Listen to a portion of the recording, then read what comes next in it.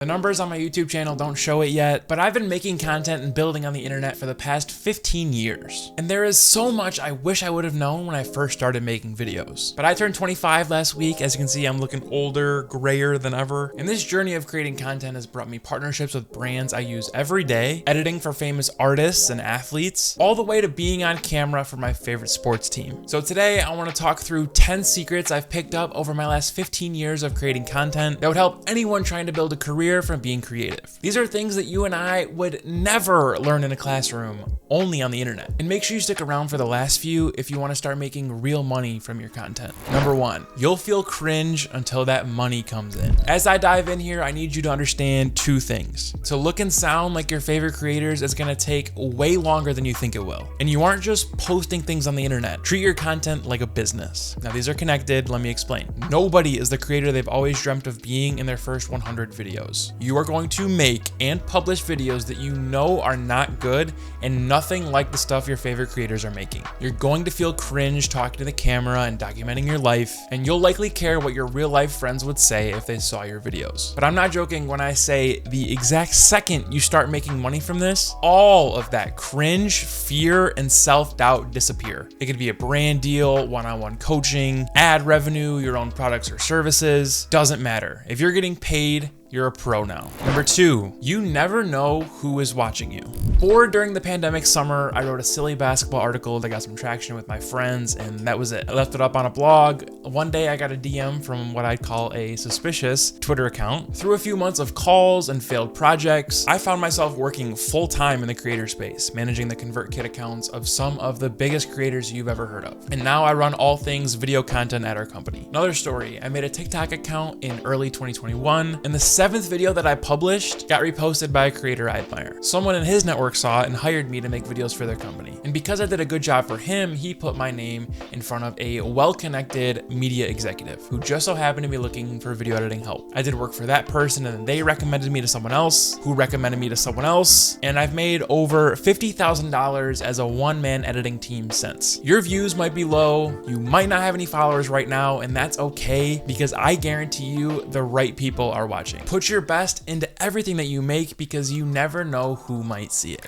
Number 3, be social on social. There is no greater leverage play on the internet than sending kind, earnest messages to other creators you think are cool. I can think of 5 people right now who have handed me multi-$1,000 projects strictly because I'm the person they think of when they need help with their content. Now these relationships tend to start when you tell someone a specific reason why you love them, along with what you're getting out of their content and a blanket offer of, if you ever want to talk about this stuff, just let me know. Get them on a call, put them on the calendar, and you tend to find that you can get along with almost anyone over a 30-minute Zoom call. Everything changed for me when I read this piece by my friend Jason Levin titled "I Escaped the Void." Just like real life, you won't make any new friends unless you put forth an intentional effort to be their friend. So be a genuine reply guy. Tell people that you love them and why. Constantly look for opportunities to help others. Engage with other people's posts. Connect the dots for other people on potential business for them. Use your network to help others with no expectation in return. You won't believe what happens when you start being social on social. Number 4,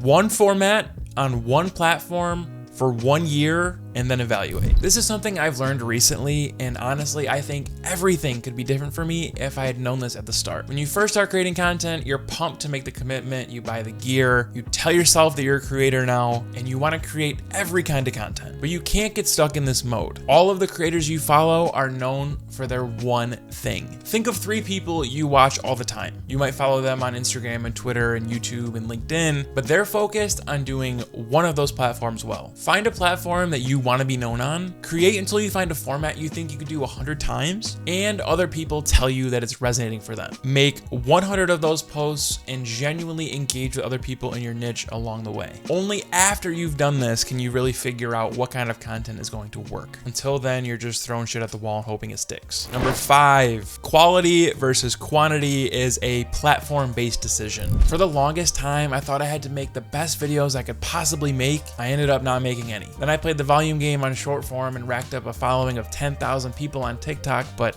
I felt empty, so I quit. What I realized is being native to the platform that you want to be on is more important for your longevity than any amount of work you put in. I want to crush YouTube, and the videos that I watch on YouTube look and feel amazing. They're like Netflix level quality. Beautiful cinematography, incredible storytelling. When I was making videos on TikTok, I enjoyed seeing the numbers go up, but I never really felt proud of what I was making. Now, all of this is how I feel. You need to understand what actually matters to you, what platforms you want to succeed on, and whether you'll stay consistent by creating low production quality videos more often or high production quality videos less frequently. Because until you can hire a content team to do a lot of this for you, you're a one-man show. And speaking of one-man shows, number 6, design is non-negotiable, but you are the brand. Good design isn't a way to stand out on social media anymore. It's a prerequisite. Your videos should look and feel like you. Fonts, colors, thumbnails, composition, structure, lighting, pacing, all in the pursuit of presenting yourself in a unique and professional manner, and most importantly, a way that feels signature to you. And your main profiles shouldn't just feel like you, they should be you. I see so many people creating YouTube channels and social media accounts under a fake made-up name or a company name when they're just one person. Your name is infinitely more valuable and permanent than any brand name. Do not waste the attention that you get on a name that isn't yours unless you are a $1 million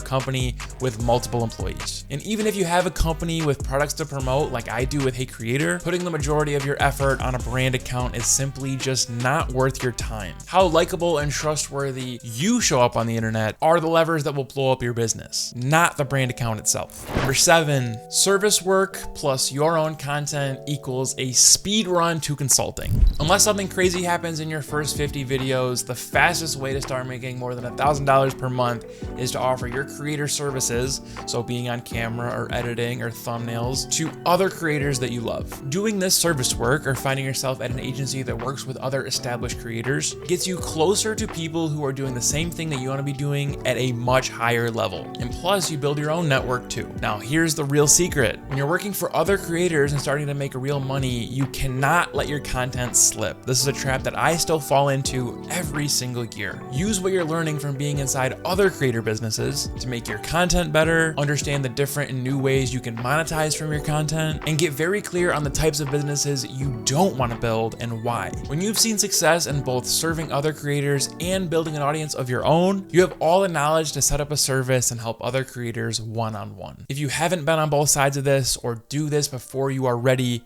you will feel like an imposter. Number 8, flex unapologetically. Use the internet to rack up cool stories. If you land a client everyone loves, go viral on accident, meet your heroes, or collab with a popular brand, tell that story all the time. My biggest flexes right now are Adobe paid me $5,000 for 6 seconds of video. One time, my first video on a new YouTube channel hit 2.7 million views and put $7 grand in my pocket as a college sophomore. Through a brand I worked with, I got to make a video with my favorite sports team and interview T Grizzly. Number 4, I've worked on content for Logic, Chelsea Cutler, Chad Ochocinco, and other famous people. Now let's be clear, I'm not better or cooler than you because all of these things are true, but it does give me the authority to speak on what it's like working with these cool brands, what they actually care about, and how I ended up in situations like that so you can too. And I get it, we're raised to be humble and nobody likes a bragger, but on the internet, leading with these bragging points is the fastest way to get someone to listen to you. As much as I despise those 18-year-old life coaches shilling high-ticket courses on e-commerce or drop shipping, the garbage of the internet business world, they can convince other impressionable youngsters to buy their stuff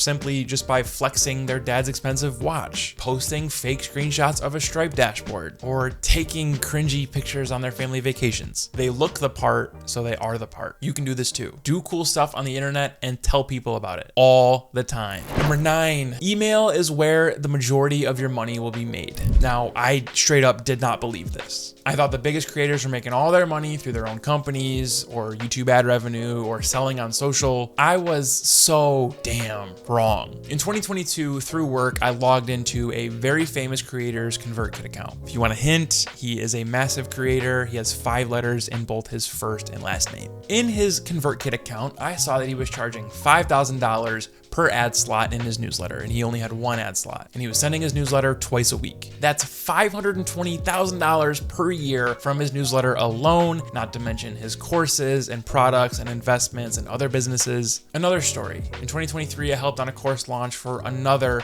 massive creator. If you want a hint, this guy's got 5 letters in his whole name. Through the killer landing page we developed and his 100,000 email subscribers, he made $120,000 in a 4-day weekend sale, with 95% of those sales coming through email. He's launched it several times since, exclusively to his email list, and consistently hits 5 figures on every single launch. Those 2 stories were enough for me to understand that you have to make a concentrated effort to grow your email list. Create free resources and give them away in exchange for your audience's email address. Send personal updates and valuable lessons to your list regularly. And make your newsletter the main call to action in all of your social platforms. Don't worry that link tree bullshit. When it's time to launch products, sell to your list over the course of a week. Create a discount exclusively for your newsletter subscribers within that week. On average, we've seen that you'll likely convert 6, 7, 8% of your list into buyers. If your list is dialed in and actually has explicitly given you their email address and voluntarily showed up to your emails. If we do some quick math, a $100 product converting at 7% to a list of 100 people is $700. But if your list was 10,000 people and you only converted at, let's say, a 4% conversion rate, you would still be looking at a $40,000 launch. I'm telling you,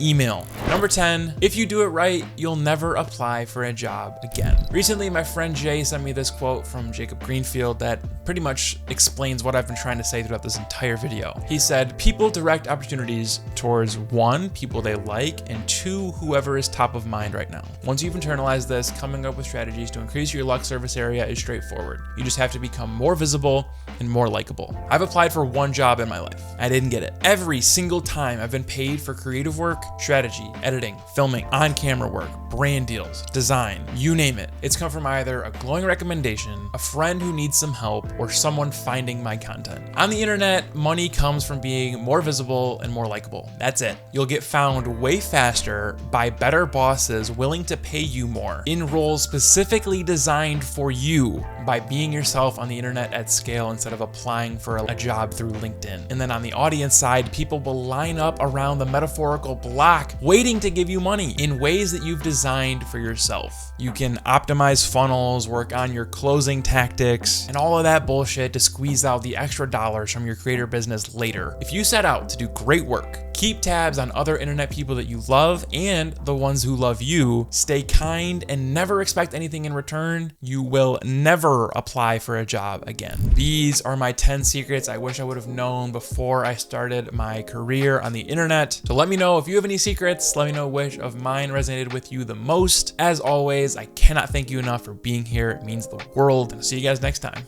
Peace.